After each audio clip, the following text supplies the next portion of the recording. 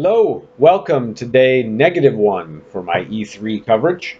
Uh, not a lot to talk about at the moment, or as much anyway, as will be coming because Bethesda hasn't done their conference yet. Pretty sure it's Bethesda. Either way, it hasn't happened, so it doesn't matter. But we do have Microsoft. We'll talk about Bethesda, if there's anything intriguing tomorrow. A little bit of stop shaking the. I'm sorry. A little bit of Fallout at the E3 conference, but other than that, nothing from them that I saw that I recall. So I have to admit, I am not really a Microsoft person.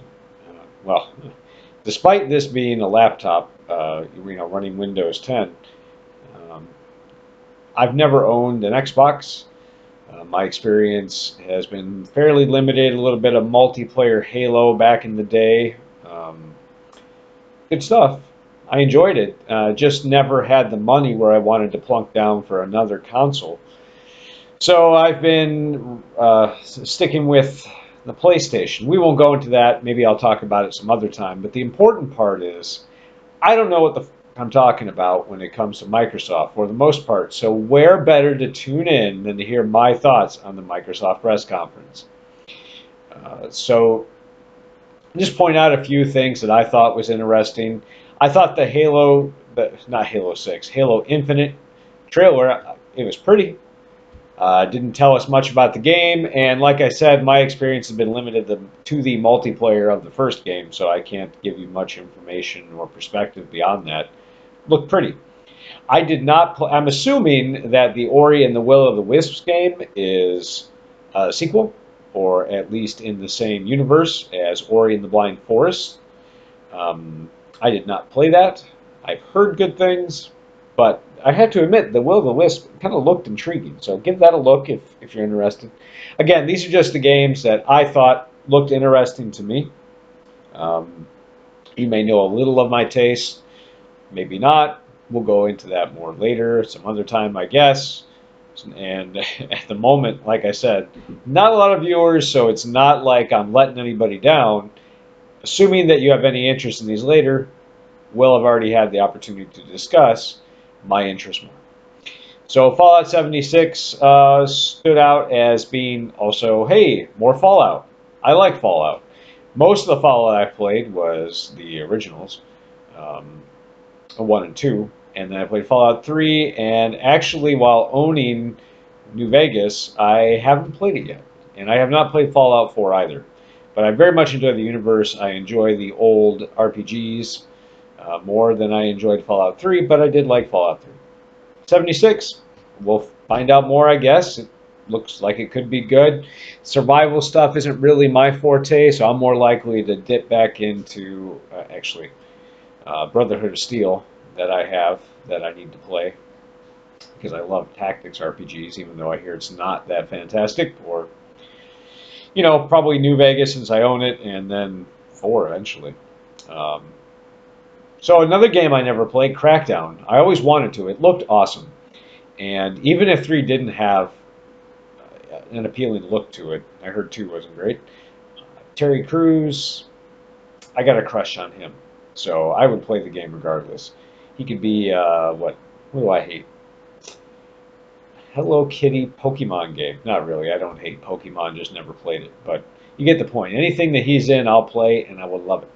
And it looks intriguing anyway, based on me always having an interest uh, in Crackdown. Speaking of which, I don't think I have it written down. Gears of War. I've never played any of them. Always wanted to, and just I haven't had the system, and I also want to play a co-op with someone. So, not really looking to run out and play it on my own individually. Um, Metro. I have never really been interested in it. I've heard people rave about it in sort of, oh, this is a really janky game, it's awesome kind of way. Doesn't really do anything for me much. But I saw a dragon, or what looked like a dragon, and, I think it's like something about Chernobyl and maybe mutants. I don't know. Kind of looks like Fallout, except Russian Fallout. That's what it is. Anyway, dragon looks cool. Shooting things looks cool. I will probably never play this game, but I'll be interested in hearing more about it, and maybe they'll change my mind. Kingdom Hearts 3. Um, yeah, so Kingdom Hearts is a series. I've only played the first one, and I loved it, back on the PS2.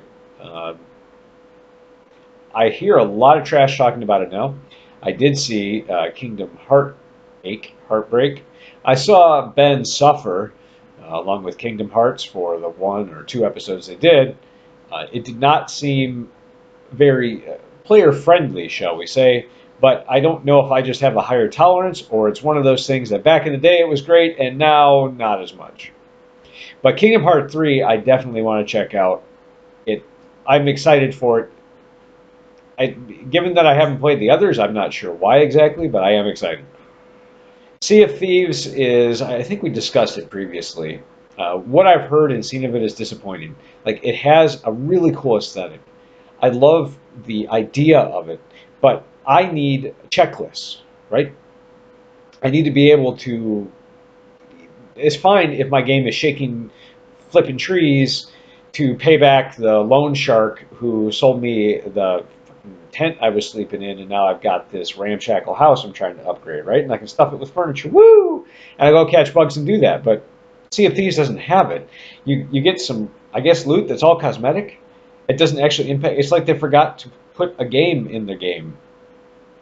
It's a really pretty chat room, really in-depth and pretty chat room, right? I need more than that personally. And the trailer, hey, looked great, but the thing is, the game has already looked great. Show me something of what you're going to do that's actually going to make this. Give me objectives to complete. Give me something to do. There's nothing. So I wouldn't say I'm excited. I thought the trailer looked like more of the same crap because they didn't go into any detail. So I can get more cool loot, supposedly cool loot to rerun generic quests and get money to buy more crap that maybe makes my guy look cool, but there's no real reason. And I don't have an easy way to play with others, by the way. So Battletoads, we didn't really see much other than the title, but I remember enjoying it in the day. Probably wouldn't enjoy it as much if I did it now, but Battletoads always reminded me of Ninja Turtles, and not in a bad way. I always had a fondness for Battletoads. I remember playing the game and not hating it, despite being something. I remember spending most of my time on bikes. It could just be because I hear people talk about that a lot, and I'm full of crap. But I also seem to enjoy getting my teeth kicked in as a kid. I remember Star Tropics. I rented that sucker, and I'm sure everyone is aware of the infamous map that one has to place some water on to get the code to input. And this is pre-internet days. I didn't have that because I rented it. And there was no code or anything of the sort in the box.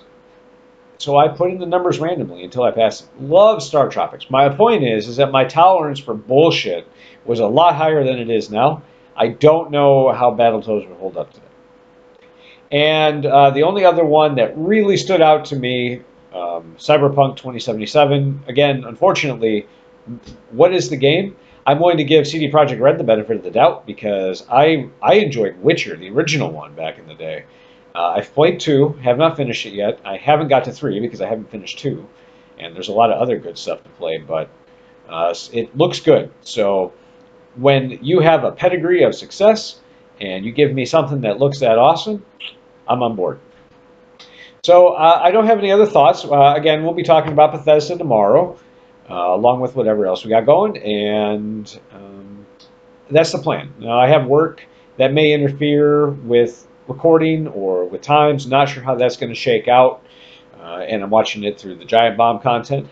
What a surprise, right? So until tomorrow. Later, ladies and gentlemen.